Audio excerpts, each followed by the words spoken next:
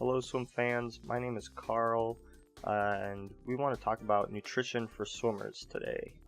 And not just for swimmers, but their parents too, because I know who cooks at home, and I know that whatever is home and whatever's sitting outside, that's what swimmers usually go for. So this is just as much for parents, information, as well as swimmers. At SwimSmart, nutrition is not the only thing we talk about. We kind of view swimmers as like a machine. We call it the swimming machine, and there's a lot more to learn about, not just about nutrition, but all kinds of other stuff. But nutrition feeds into a lot of it. So if you want to find out more and make more sense of everything we're going to talk about today, go to our website, check it out, and try to learn some more information from there. So you probably want to know a little bit about me.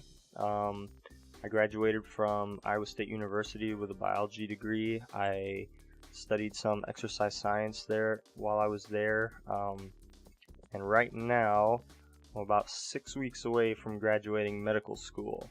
But I did do some coaching. I was a head satellite coach for a while. I still am involved with swimmers and coaches all the time. I still train and race when I can. You may have noticed I'm not a dietitian, but I have been eating all my life. If that doesn't convince you, we do learn about this stuff in medical school, because what you eat is kind of what puts most patients in the hospital. But on top of that, nutrition really is not as mysterious as people think. I've been to a couple dietitian talks, specifically about sports nutrition, and I found them to be really superficial. They don't give you a whole lot of information. They don't say a lot more than what people already know. And when you think about it, that kind of makes sense. Dietitians make their money when you go see them in the office or when you buy their products. If they gave you all the answers in a 1 hour talk, then they'd kind of be out of a job. So we're going to take the next step and try to go through some more details about what to eat, why you eat it, and how it can improve your swimming. So when learning something new, it always helps to know where you're going. Kind of knowing the destination makes the path more clear. So the goals for today are learning about how to refuel muscle, right? Muscle is basically an engine, and it needs a fuel source, and when you work out, those fuel sources basically go down to zero, and you need to refuel your muscles, and that's mostly sugar, as we'll see in a bit. We also want to avoid sending that fuel to other cells like fat cells. It's not just about a weight gain issue, it's just that fat doesn't really move your body. You don't use fat cells to swim, you use muscle cells. So if you end up fueling the fat cells, then your muscle's still going to be empty when you get to the next workout. The next thing we want to talk about is how to schedule the right foods around workouts and competitions. Theory is all good, but eventually we want to put some of these things to practice. So we're actually going to go through a sample schedule of 3 meals and 3 snacks for a day, and then we'll also talk a little bit about how to incorporate that in competition. The last thing we'll talk about are just a couple details and exciting things that are being researched these days, which are like gut bacteria and micronutrients, and what you need to know about those for swimming. Alright, this might take a little time to go through, and we might get a little more complicated than you're ready for, but so in case you zone out, just remember these couple things. Eating food that is good for you is all that matters. And I know that kind of sounds the same thing that you've been hearing on commercials and from coaches and parents and all that, but here are a couple hints to help guide you towards eating foods that are good for you. Number 1, the faster something spoils, the better it is for you. So if something only lasts a week and you have to keep it refrigerated at all times, otherwise it goes bad within a couple days, things like milk and vegetables, those are really good for you, okay? That means they're not processed. That means they've probably got some good bacteria on them or in them. and they're just kind of more natural. You can tell because they get eaten by other stuff, with bacteria, funguses, and whatnot. So if other creatures like them and think that it's good for them, then it's probably good for you. Think about things like chips and jam and anything that's been sitting in your pantry for 3 years and you can still open the box and eat it. That's probably not as good for you. It's not as close to real food. Another hint that you can use, the longer it takes to make it, the better it is for you. So think about what it takes to make a pot roast, right? You have to get all the vegetables, clean them off, cut them up, get the meat, process that, get it all in a big crock pot or something, and it's got to cook for 8 to 10 to 12 hours. That's going to be something that's really good for you. Versus popping a frozen pizza in a microwave. You go from grocery store to your mouth in about 3 minutes, so that's not going to be as good for you. So when you're trying to decide what kind of foods are good, versus what kind of foods are not good, I like these couple hints. They help. So all foods that we eat can be broken down into 3 basic categories, or 3 ingredients. Let's try that again. So all the foods we eat can be broken down into 3 main ingredients, which are protein, fat, and carbs. Carbohydrates for the long name. And these percentages here kind of indicate how much calories you're supposed to get from each of these 3 ingredients. To be honest, I don't pay much attention to percentages of what I eat a day, and I don't think most swimmers do. So for us, it's mostly going to be about understanding what these things are, how they help us recover.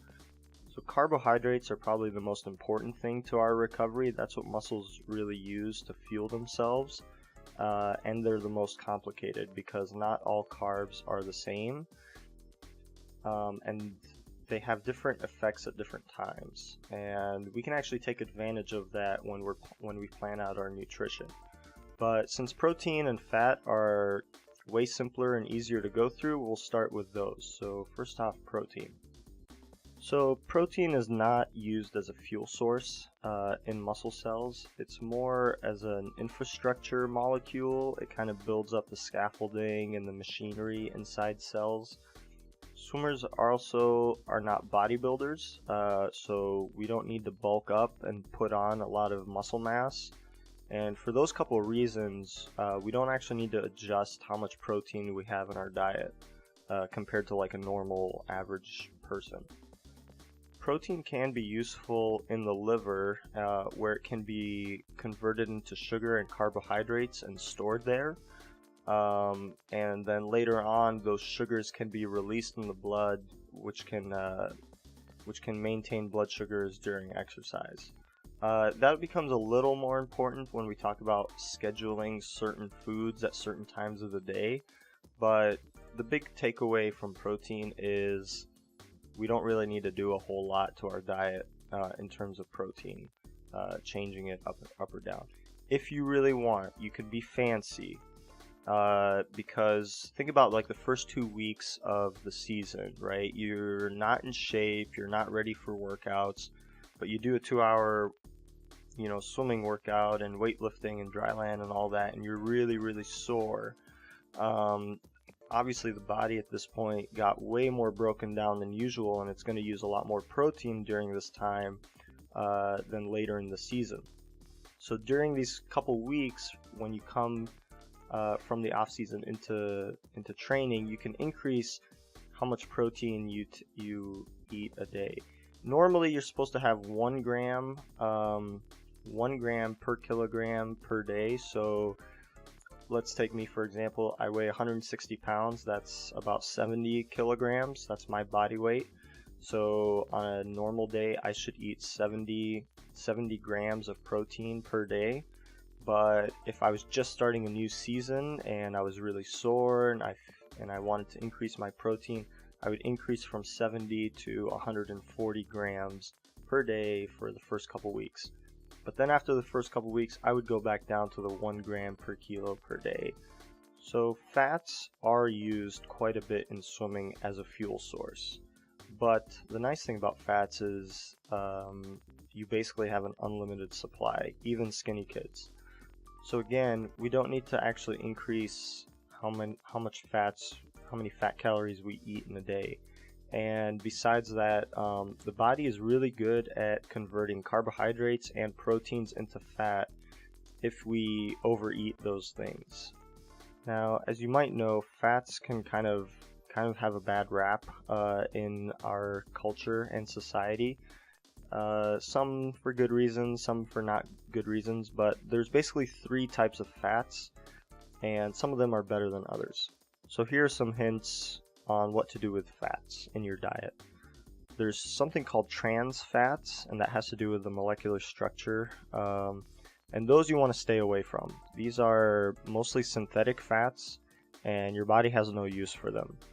On top of that, these are kind of your bad fats. They're not healthy fats. And the reason people say they're not healthy is because they studied people who ate a lot of these types of fats, and they saw more heart disease and artery disease, which granted swimmers don't really suffer from, so why do we need to worry about not eating trans fats? Well, I don't think it's about preventing heart disease. I think staying away from trans fats is more about being healthy rather than preventing heart disease. The more good stuff we can feed our swimming machine, the better it will perform. Then there's something called saturated fats. These are things like bacon, coconut oil, fat and milk, and red meats. These are okay. They're not that bad for you, but at the same time, you don't really want to overeat these guys. So you can have some every once in a while, but try not to overeat. And then the last type of fats are these mono and poly unsaturated fats. So these are mostly found in olive oil, fat and nuts, and avocados, so kind of plant-based fats. And these ones are really good for you, so feel free to eat as much as you want out of those. Now this link will take you to some foods that have a lot of trans fats in them, but I also posted them here. So these foods have a lot of trans fats: cakes, pies, cookies. Man, cookies are huge for swimmers. Crackers, candies, donuts, fried food, frozen food. If you notice, all of these items here will last pretty much forever in your fridge or in your pantry. So trans fats are mainly used to preserve foods. So again, it goes back to those couple hints we had at the beginning. If it lasts forever, then it's probably not good for you. Alright, let's talk about carbs now, which is basically many types of sugar. Carbs is kind of a catch-all term for many different types of sugar. Swimming workouts essentially run on carbs. Muscles love to use carbs to fuel themselves. It's a really powerful source of fuel. The downside is there's only a limited amount that muscles can hold inside of them at any one time. To give you an idea, if you're going to swim continuously at the fastest pace you can, say, your mile pace, or, you're trying to do 3,000 yards as fast as possible, you've only got about 40 minutes worth of sugar inside the muscle cells before it's completely out. Now, obviously, workout can continue and you can still run off of fats, but you're going to notice a big slowdown by the time you get to that point. So the more carbs that we can fit into muscles, the better it is for our workouts and the better workout we're going to have. Of course, the issue is that the wrong carbs at the wrong time are going to refuel fat cells instead of muscle cells. Remember, your body is always trying to conserve as much as possible. Anything you eat, it's going to store for itself. And if it can't get that stuff into the muscles, it's going to put it in the fat cells. And once it's in the fat cells, it's going to convert those carbs into fat. And we can't go the other way around for that. We can't go from fat to sugar or fat to carbs. So once it becomes fat, then we've lost a lot of that power that we could have used.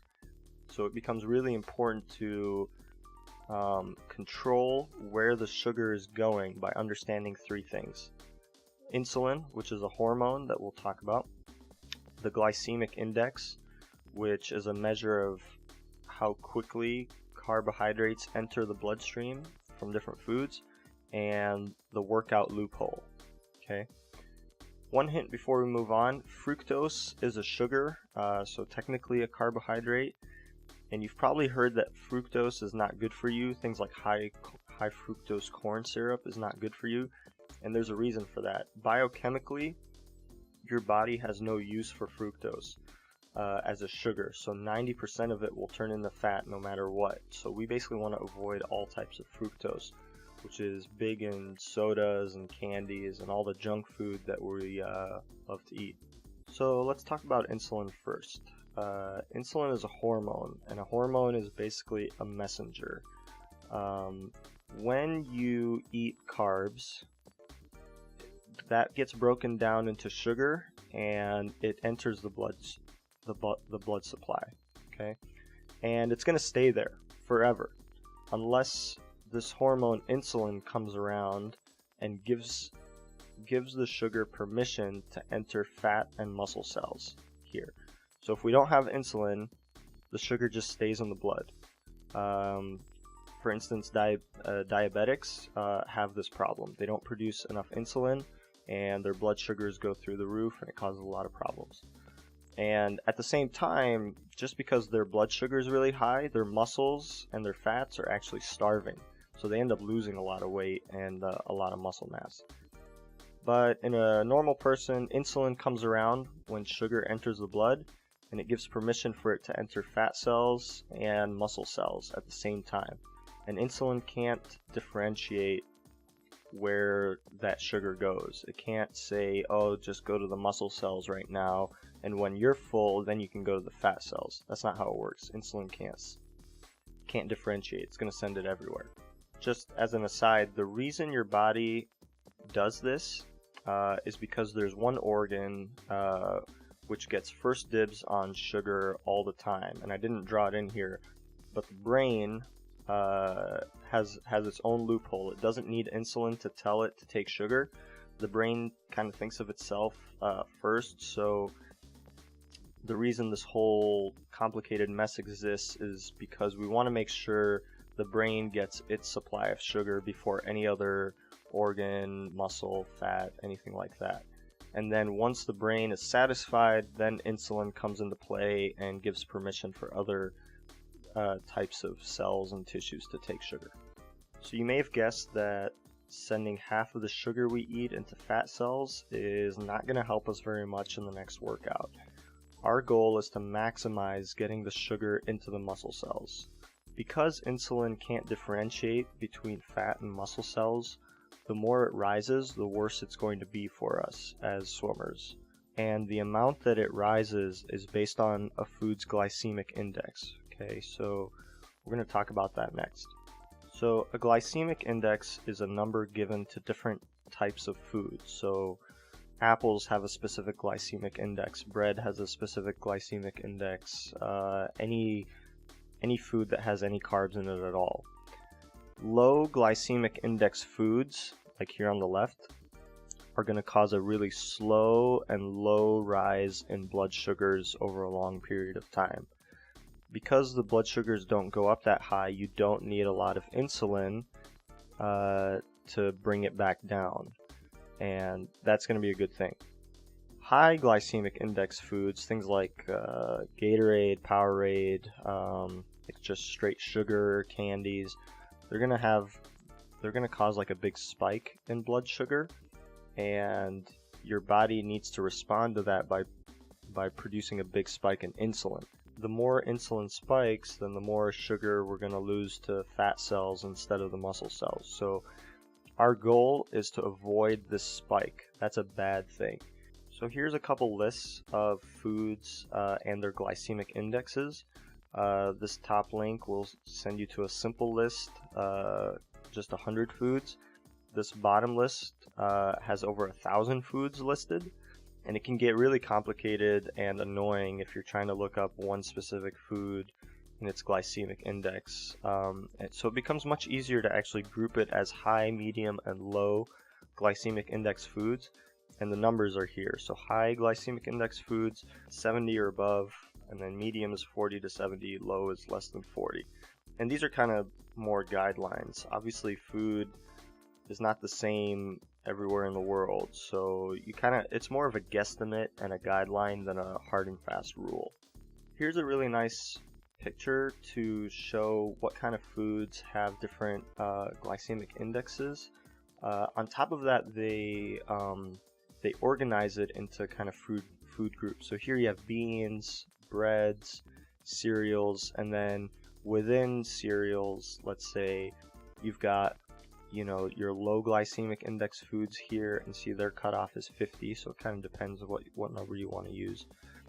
Medium glycemic index foods are black, and then high glycemic index foods are in red. Same with pastas, fruits here, vegetables even.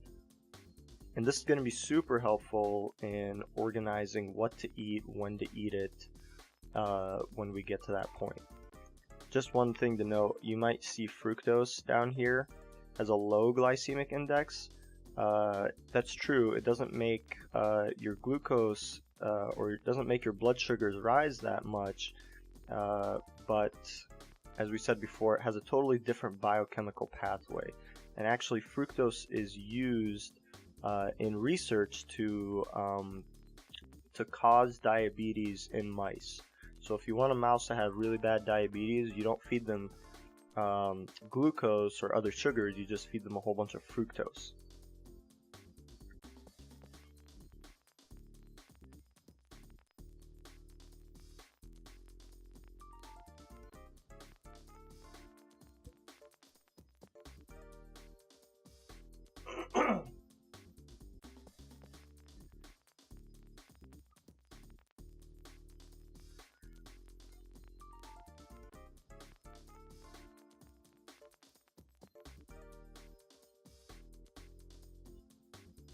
So before we get much further, I just wanted to say the goal of this nutrition talk is to give you a better idea of what to eat, when to eat, and why we do that. But again, it's more guidelines than hard and fast rules, and this is one of the reasons why.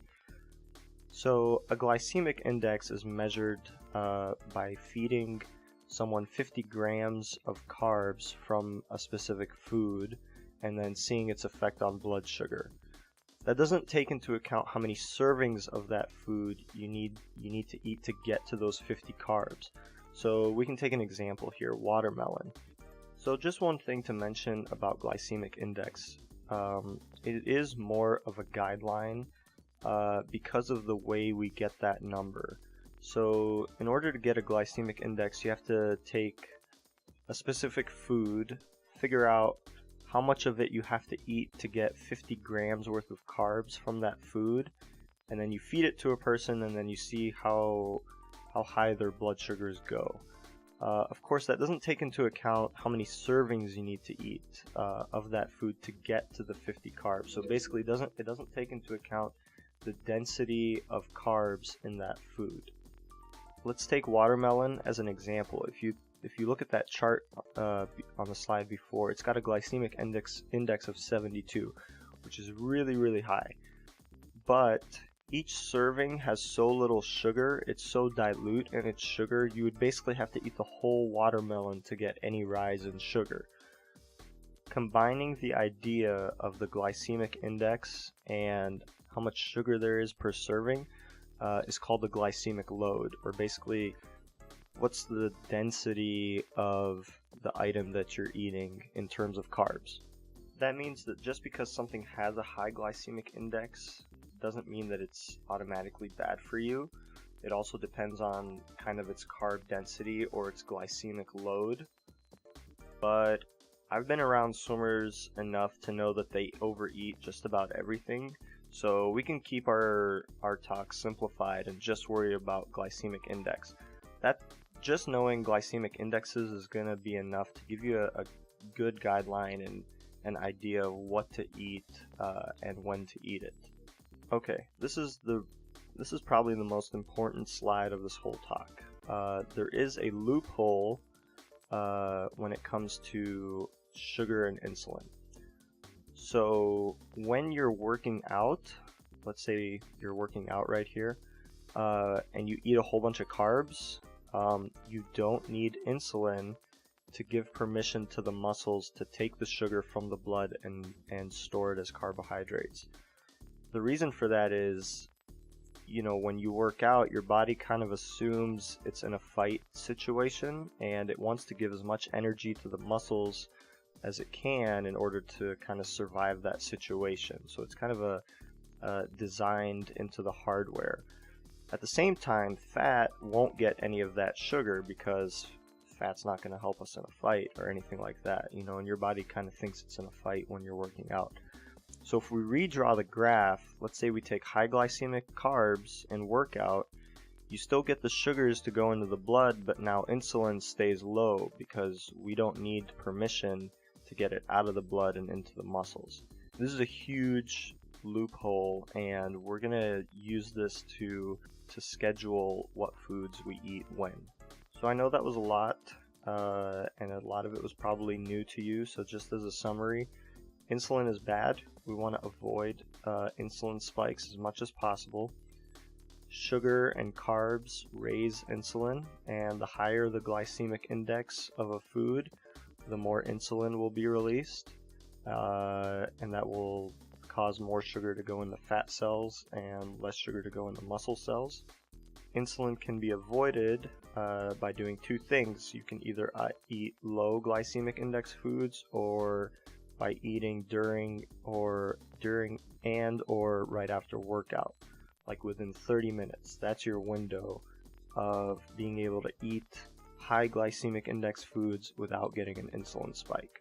Okay, so now let's get to the real world and see how all of these ideas fit into our schedule. Let's pretend we're going to work out 2 times a day, running doubles, and we're going to take the USA Swimming approach of 3 meals and three snacks a day in order to regain our fuel. Remember that when you're working out this much, you're burning probably close to 4,000 to 6,000 calories a day, depending obviously on your size and whether you're a girl or a guy and what kind of workouts you do. But no matter what, even 4,000 calories is a huge amount. And swimmers in general have a problem of not getting enough calories in their diet. But we want to take the next step and actually get good calories in good places. So here's the pattern we're going to use on the next couple slides. High glycemic liquids during workout, so things like Gatorade, Powerade, juices if you really want. We're going to use medium glycemic foods after workout as part of our big meals.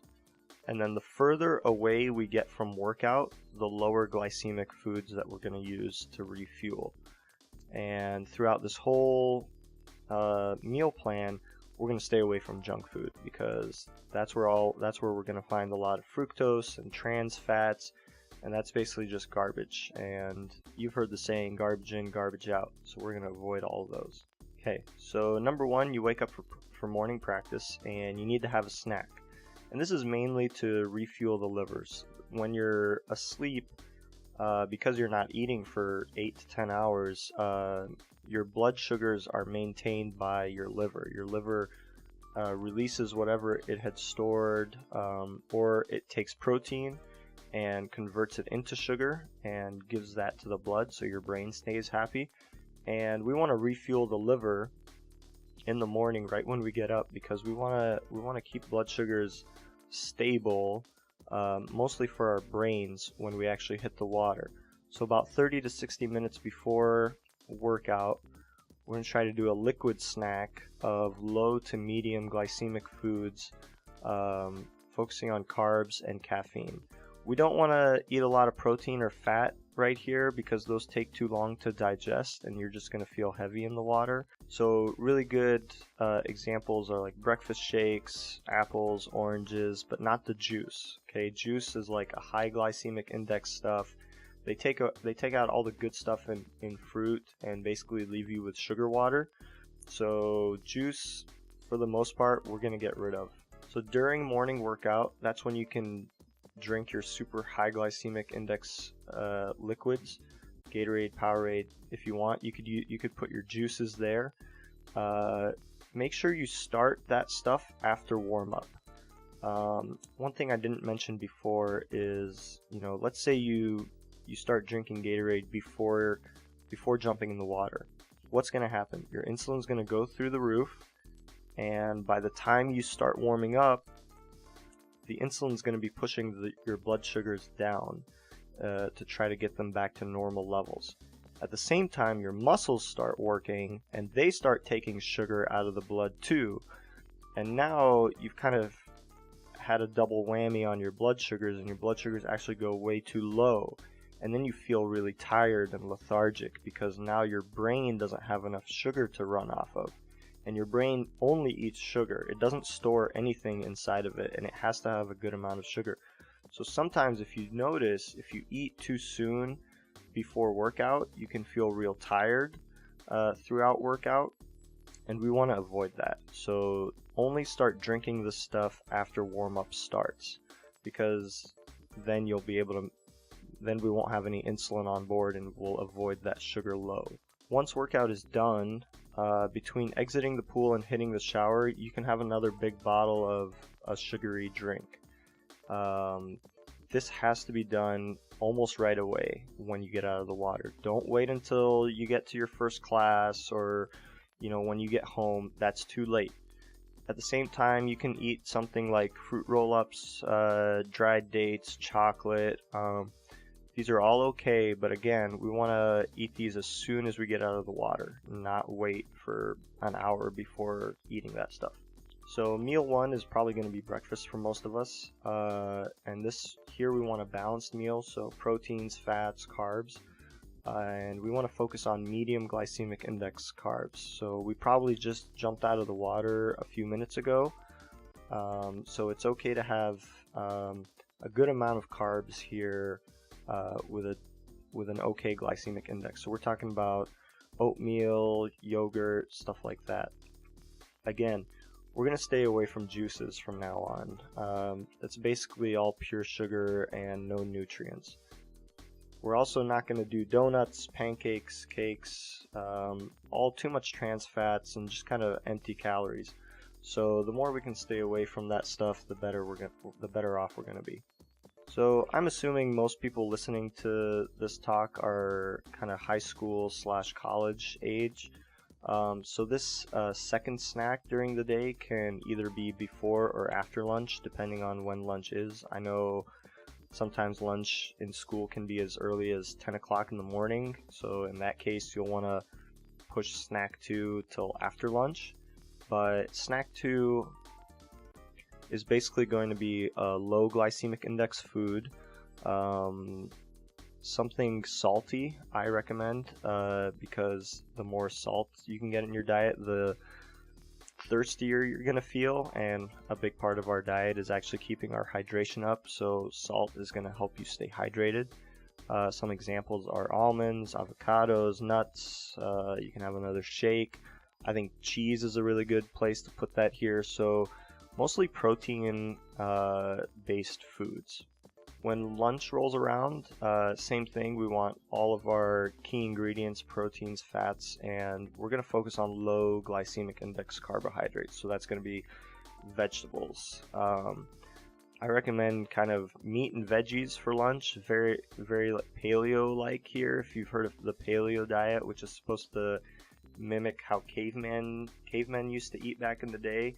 They didn't have bread, they didn't have processed stuff, all they had was like meat, vegetables, berries, stuff like that.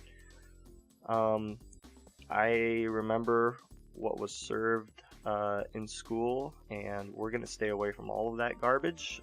Corn dogs, hamburgers, fried chicken, we're going to stay away from all of that. If you have to bring food from home to school, you need to do that. Take control of your diet. Alright, when afternoon workout rolls around, we're going to do the exact same thing we did during morning workout, which is sugary drinks, high glycemic index. Remember to start after warm-up and drink it throughout workout. just to give you an idea of how much sugar your body can burn during a workout, in order to maintain sugar levels at an appropriate amount, you would have to drink or consume somewhere between 80 and 100 grams of sugar an hour during workout. Think about how much Gatorade that is. Now, I know that swimmers, and I'm included in this, struggle to drink anything during workout because we don't have gravity to pull everything down. We're laying kind of on our front all the time, so anything we drink wants to come back up. So I understand if you can't drink these drinks throughout workout, that's fine. But just make sure that once you get out of the water, then you need to start drinking those sugary drinks right away. A lot of people like to have protein shakes after their workouts. For swimmers, we really want to go the sugar route. That's what our muscles use, that's what they want right at that time, and so that's what we should be feeding them. So dinner is going to resemble breakfast a lot. Balanced meal, medium glycemic index carbs. We're talking spaghetti, beans, rice, lots of meats and veggies. If you want dessert, fruit is going to be your new dessert. Again, no cakes, no breads, no bagels. Those are all going to be, especially something like bagels, they not only have a high glycemic index, they have a very high glycemic load. And it's going to be overkill for what we need, especially if we did things right and had our Gatorade right after practice. Once we do that, we've basically jump-started our refueling, and we don't have to go overboard later on when we get to dinner. Just before bedtime, this is a great time to have, again, a protein-based snack, cheese, jerky, protein shake, something very low glycemic index. And again, this is more to refuel the liver kind of over the long term, overnight, so that when you wake up in the morning, the liver's nice and happy and the brain's nice and happy. And just kind of as an overarching point, you need to be drinking fluids throughout the day, right? You've probably heard coaches and parents bug you about staying hydrated. Your goal should be about 1 gallon a day of fluid. And that's not including the sugary based stuff you're drinking during workout. If you really need to, the best way to tell whether you're hydrated or not is actually just weighing yourself daily, before and after practice. It's been noted kind of in the science, if you lose even 1 to 2% of your body weight in water, practice is going to suck more, you're not going to perform as well, it's going to hurt, and you really avoid a lot of bad things just by staying hydrated. So if you only have one workout a day, you can skip snacks 1 or 2. That way you make sure you're not overeating. And if it's the off season, you can just go to kind of an average Joe diet and remove all the snacks. That's kind of why I like this 3 meals, 3 snacks schedule, because it's really modifiable to what each day looks like. So you can kind of tailor it to what you need each day. So when meet day comes around, we kind of want to change how we eat just a little bit. And part of that is because we spend so much time at the pool and it's really difficult to get good meals there. So we have to rely more on snacks. But at the same time, we don't exactly want to be racing on a full stomach or on a completely empty stomach. So it's very much a balancing act. At the same time, competition does not burn nearly as much carbohydrates as training. So we don't have to focus on replacing all those carbs like we did during our meal planning earlier. So if we take a look at kind of an example day here, our first meal, we want to try to get about 2 to 3 hours before we're actually going to be on the blocks racing. And we want to focus on low to medium glycemic index carbs with some protein. I like shakes, but we're going to stay away from fats, kind of all kinds of fats, good and bad ones, because they take a long time to digest and they're going to be sitting in us for a long time. And we don't really want that. We want something to go through us quickly throughout the day when you're at the pool, we want to snack on like salty, low glycemic index carbs. The salt is gonna help you stay thirsty and stay hydrated, and the low glycemic index carbs are gonna prevent insulin from spiking too much and giving you that rebound sugar low. We want to avoid that too. Once we're done with the session, prelims, finals, try to get a big balanced meal in you as soon as possible. I know from experience this might be the only meal you have before finals, or it might just be the only meal you've had all day. So it's really important to stock up as soon as you can when you know you're not going to be racing for a long time. At the end of the day, we're going to focus even more on protein to rebuild those muscles during the night. Again, we're not burning a ton of carbs when you compete. I know that sounds counterintuitive, but if you think about it, races don't last very long compared to like an hour-long training set. So your muscles don't actually burn through a lot of fuel, so we don't have to worry about refueling them as much as we need to worry about rebuilding them. So bodybuilders have a famous saying, built in the gym, chiseled in the kitchen. If you ever look at bodybuilders during their off season or their bulking phase, they're basically fat and they don't look very good at all.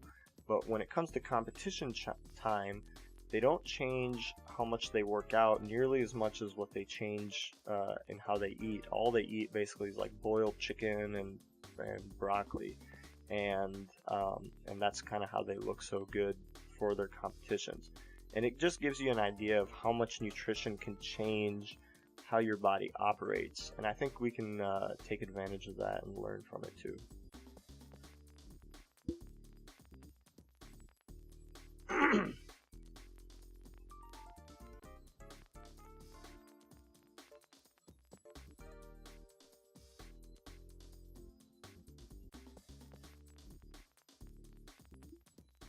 So we're going to talk about a couple details, just kind of interesting things to know about. The first thing is called your microbiome. So the microbiome is the colony of bacteria inside of your intestines, basically. And that colony is based on what you eat. If you change what you eat, the type of bacteria you have will change and match that. So there was an experiment done with mice where they took gut bacteria or poop from a thin mouse and they put it inside of a fat mouse, and they did the same thing in reverse. And without changing diet, without making one exercise more, the fat mouse got thin and the thin mouse got fat. And basically what this shows is that your gut bacteria have a lot to do with your health and your body. And it's a huge deal in research right now, and people they're even trying to map out the gut bacteria genome to figure out what all types of bacteria we have. But the big thing to know here is that there's good bacteria and there's bad bacteria. Fiber and probiotics, those feed good bacteria. So one of the reasons foods have different glycemic indexes is because of fiber. The more fiber something has, the lower the glycemic index. And at the same time, it does a good job of feeding your microbiome and feeding the good bacteria in your microbiome. Things like processed sugar and trans fats and junk food, those feed bad bacteria. And so those foods, they're not just bad for you, but they kind of create bad colonies of bacteria which end up having bad effects on us, and we still don't know how they're doing that completely, so it's a big field of research. So one thing, if you really want to get fancy with your diet, is to include a fermented food, something that has good bacteria inside of it. So these are things like yogurt, non-flavored, because flavored yogurts are basically just packets of sugar. Miso, kimchi, kefir, sauerkraut, these are all good probiotic foods. For our older swimmers, beer does not count as a good fermented food. So micronutrients, that's things like vitamins, minerals. For the most part, as long as you have a balanced diet, we get all the micronutrients we need. Unless you're a vegetarian or vegan, then you have to worry about a couple things. But there are, even if you're not a vegetarian, there are a couple micronutrients that everybody, but mostly endurance athletes, need to worry about. One of these is iron, especially girls. It's suggested should be on a daily iron supplement, and it doesn't have to be a crazy amount. Nature Made has these over-the-counter 65 milligram tablets, which are just fine. Just be aware they can cause like constipation and black poops, so don't be afraid if that happens. Another micronutrient that is really important, especially up north, is vitamin D. Almost everybody has low vitamin D, and it's really safe to take, and you can get over the counter. If you take 1,000 to 2,000 units a day, you'll probably be just fine. These are a couple remarks from the coach inside of me. Depending on your parents and school to cook good meals and snacks for you is not an excuse for eating, crap. At the same time, if you have to go to the grocery store with your parents and cook for yourself, please just do that. If Food Network can get a whole bunch of kids to do cooking tournaments on their shows, I'm sure you guys can figure out how to cook for yourself too. And again, as I said before, if you have to bring food from home and eat your own lunch at school or work, then do it. Don't be limited by that. And that's it. Now you know what you need to do in order to eat better and to improve your swimming performance. Make sure to visit the website, follow us on Facebook and Instagram. We'd love to hear what you guys thought about this talk. Leave your feedback and your reviews, and hopefully we'll have more of these coming your way.